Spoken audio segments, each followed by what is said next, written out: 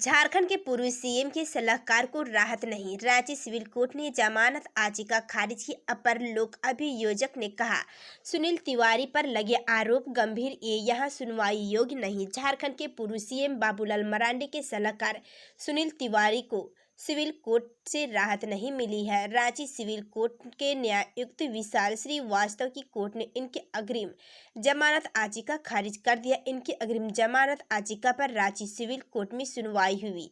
सुनवाई के दौरान में दोनों तरफ से अपना पक्ष रखा गया। विशेष लोक अभियोजक प्रदीप कुमार चौरसिया ने मामले का विरोध किया। उन्होंने कहा कि सुनील तिवारी पर लगे आरोप गंभीर है।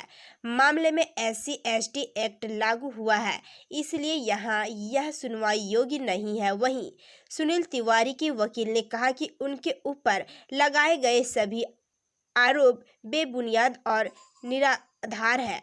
अदालत ने दोनों पक्षों को सुनने के बाद जमानत याचिका को खारिज कर दिया।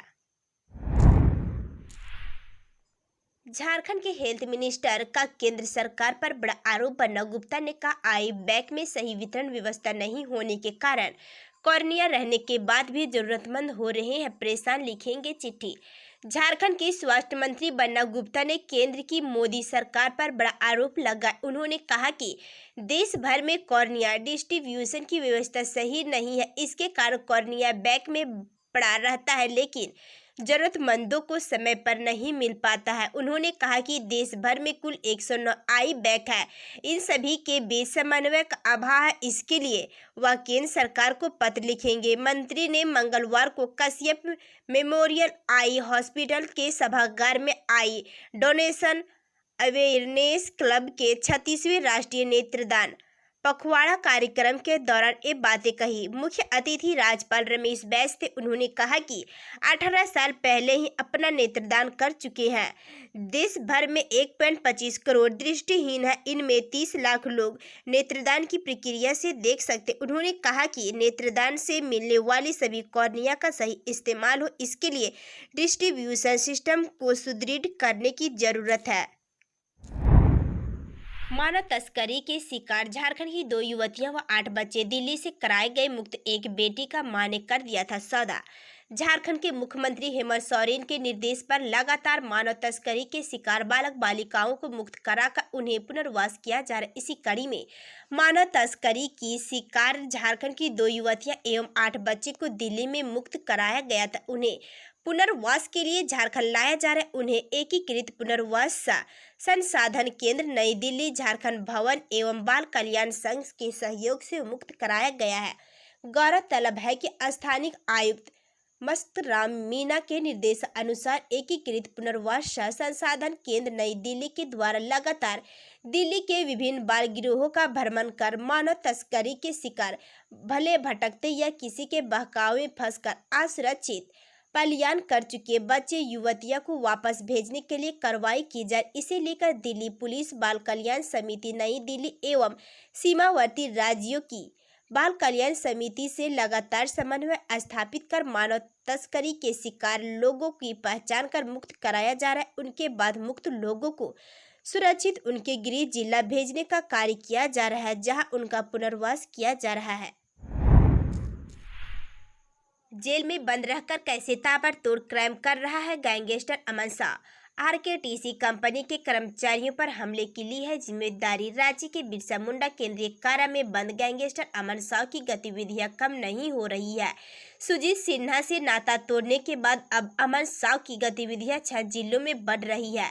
इस गैंगस्टर के गिरोह के लोगों ने रांची, चतरा, लातेहार, रामगढ़, हजारीबाग और धनबाद जिले में कोयला कारोबारियों, ट्रांसपोर्टरों और लिफ्टरों को अपने निशाने पर रखा है। चतरा के अम्रपाली परियोजना में अपराधियों का गैंग बीते साल नवंबर से ही सक्रिय है। गिरोह के लोगों ने कई बार ट्रांसपोर्टरों से पैसे की मांग की थी। रविवार की शाम RKTC कंपनी के 3 कर्मियों पर फायरिंग के मामले में भी अमन शाह के गुर्गों ने जिम्मेदारी ली। अमन शाह का गुर्ग मयंक सिंह ने घटना की जिम्मेदारी लेते हुए कहा है कि छत्तीसगढ़ के रायपुर और कोरबा में बैठे फार्थ ने उनकी बात अनसुनी की। मयंक ने धमकाया कि अगर कंपनी के लोग उनकी बात नहीं सुनेगा तो गोलियां रायपुर और कोरबा में भी बरसेगी। मयंक सिंह ने कबूला कि पहले भी गिरोह के लोगों को आरकेटीसी के सतीश ठाकुर व एक अन्य स्टाफ की गोली मारी थी। इसके अलावा अमन शाह को गैंग ने धमकी दी है कि रांची, चतरा, रामगढ़, हजारीबाग, लातेहार के कोयला कारोबारी और ट्रांसपोर्ट गैंग को मैनेज के लिए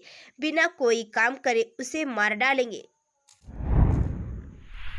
अंतर्राष्ट्रीय स्तर पर दिखेगी नक्सल प्रभावित इलाके के युवाओं की खेल प्रतिभा। झारखंड के सीएम का ये है प्लान।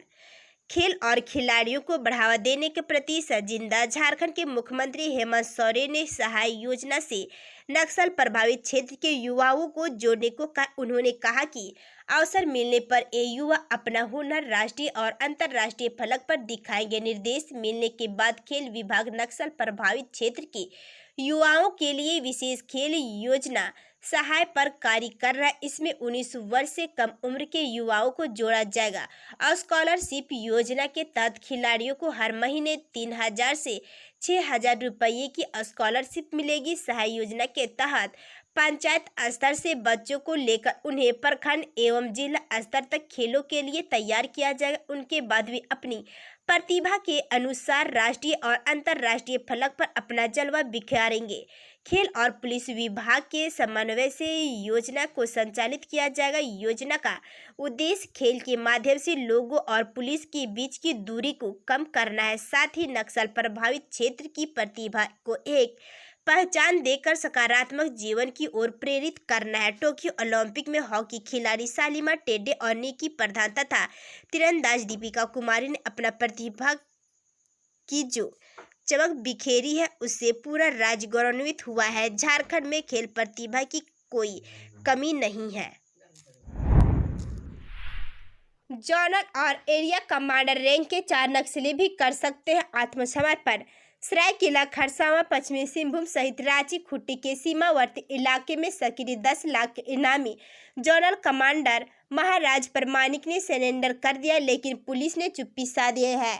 सब जोनल और एरिया कमांडर स्तर के 4 बड़े नक्सली भी पुलिस के संपर्क में और सरेंडर करना चाहते हैं। पुलिस भी सरेंडर कराने की तैयारी में और उन चारों से बात बनते ही पुलिस महाराज परमानिक के साथ इन सब का सामूहिक सरेंडर दिखाएगी।